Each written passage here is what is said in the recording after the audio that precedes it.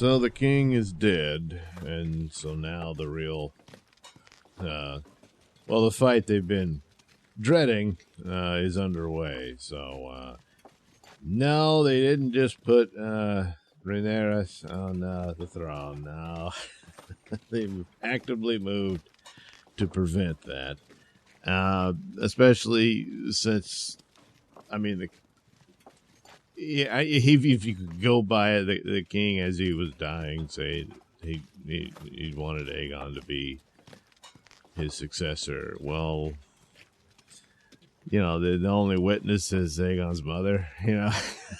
It's not really going to fly. But as it turns out, her dad was manipulating things all along. And so the council was ready to go, all but one, who says this is unethical, it's against the law. And so he's immediately killed by Alicent's knight. A fight almost breaks out from the head knight, and all this, but they calm it down.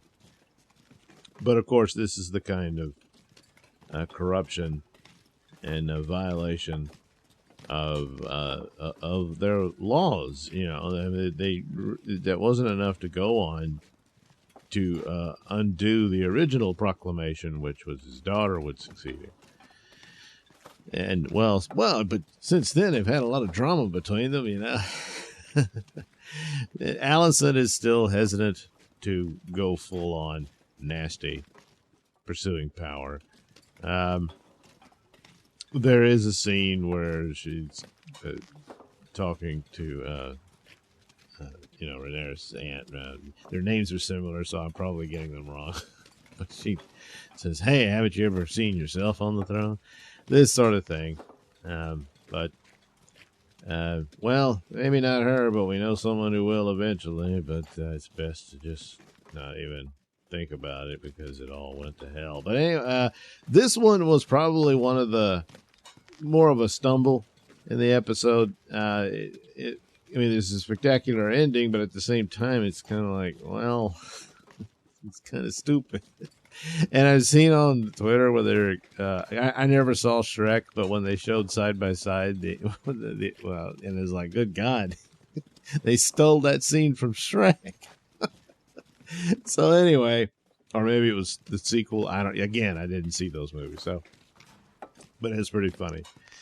But basically, House of the Dragon again continues to be this intriguing soap opera. So the hunt was on for the prince, who just wants to, chase whores and brothels and whatnot. He gets himself kidnapped by this criminal class, and they have to wheel and deal to get him back. They do all this stuff. Meanwhile, his younger brother, with his eye patch, is easily the better choice.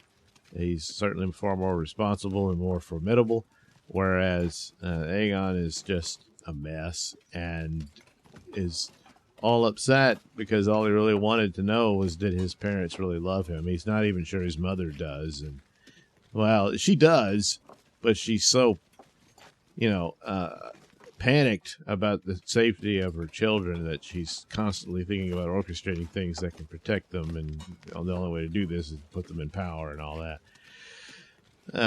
That she's not seeing the problem with him, and it's kind of a callback with Daemon. He wanted his brother's love, and he did have it, but his brother didn't choose him. So anyway, a lot of that is all more or less predictable as it plays out, but it was very well done.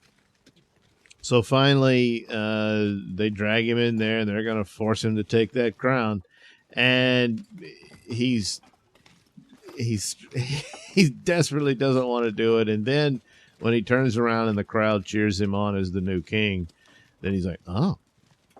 So this is the kind of thing where he's already this broken kid, and he's a mess. He gets drunk and chases, whores and stuff like that to distract him from this struggle and pain that he's in. Now he's getting a new high power and the people cheering him on. So, so all is lost. It's pretty hopeless for him. But then all of a sudden, hey, a dragon smashes in through the door, and oh boy, it's all over for Alicent and her kids, And of course, it's Aunt Rhaenyra, and she storms in there, and she kills everybody else just about because the dragon's stepping on people and knocking stones down and everything. But just kind of does it as a warning to Alicent and her crew, and then flies away. Yeah.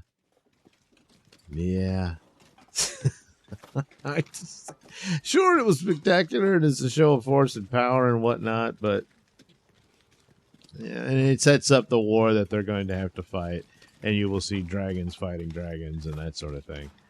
But to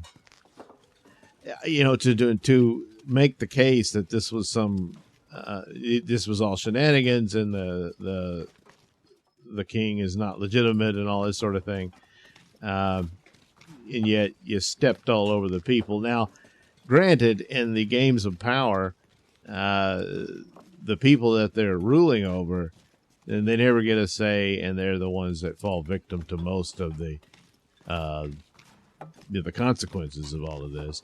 So I'll give them that, but I think they just went for something spectacular. And of course, at the time I was watching it, I was like, man, she's killing everybody but them. And it's like, I think she would have done it. I think she would have just barbecued the whole family. But she didn't. But she killed all these, peasants and whatnot. So, again, there's no heroes in this show. There's except for the dragons. And the dragon was doing what his mommy told him to. He's stepping on these people. He's got to go scrape his feet when he gets back home. But and then seeing the side-by-side comparison with so I'm thinking, oh boy, this one's probably might be the worst episode of the batch, just out of kind of not thinking it through. Up to this point, it's pretty good. I've heard, oh boy, this is as bad. Now it's finally caught up with Game of Thrones season 8. I don't really agree with that. You really got to go a bit more than that to get that bad. But this was quite the stumble. So, it's up for the next and final episode of the season to recoup it. But for the most part, they seem to be in a fairly decent position for themselves. Their only competition was Rings of Power. There was no contest. So, and they've already, of course, I said, they announced season 2. That's a go and underway and all this sort of thing. But if it had bombed so badly, it wouldn't have mattered what they announced. It wasn't going to happen, But, so, anyway, there you go. The Green Council. Boy, I said the Green Cancel. Whoops. No, not yet.